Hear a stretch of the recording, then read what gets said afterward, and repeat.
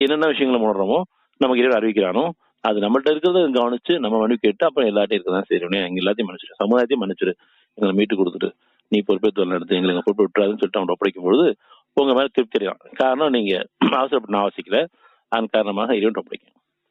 இறைவன் ஒப்படைச்சதன் காரணமாக சமுதாயத்தையும் சேர்த்து ஒப்படைச்சதன் காரணமாக அது முழுமையடையுது. இப்ப ஏற்கனவே நம்ம முற்படுத்தின காரணமாக நீங்க எதை முற்படுத்தி வைக்கல அதை பெற்றுக்கொள்வீர்கள். நமக்கான குடும்பம் சமுதாயத்துக்கு முற்படுத்தி வைக்கப்படுது, அதோடைய விளைச்சலை பார்க்க முடியும்.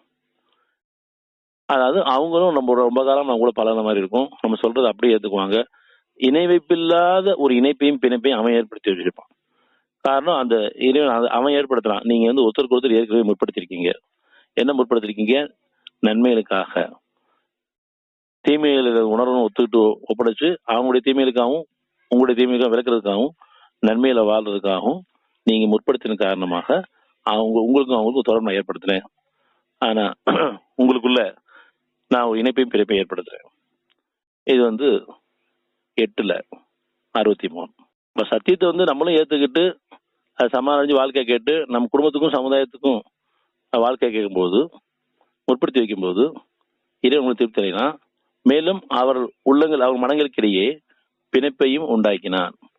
பூமியில் உள்ள அனைத்தையும் நீர் செலவு செய்த போதிலும் அவர்கள் மனங்களுக்கிடையே அத்தகைய பிணைப்பை உண்டாக்க முடியாது. ஆனால் நிச்சயமாக அல்லாஹ் அவரிடையே அப்பிணைப்பை ஏற்படுத்தியுள்ளான். மிகவே அவன் மெய்தானும் ஞானமுள்ளவனாகவும் இருக்கிறான். இது இறைவனுடைய ஏற்படுத்த உறவு. இவங்க ஒருத்தருக்கு ஒருத்தர் நன்மை விரும்புவாங்க, சமானத்தை விரும்புவாங்க, குறைகள் நிறைவேற்றிட்டு இருப்பாங்க, இரண்டு ஒப்படைச்சிருப்பாங்க, உணர்ச்சி இருப்ப மாட்டாங்க, உணர்வோடு இருப்பாங்க. இவங்களதான் ஒரு சாட்சியமா தேர்ந்தெடுக்கலாம். உங்களுக்கு சாட்சியா இருக்காங்க, நீங்க மற்றவங்க சாட்சியா இருக்கிறீங்க.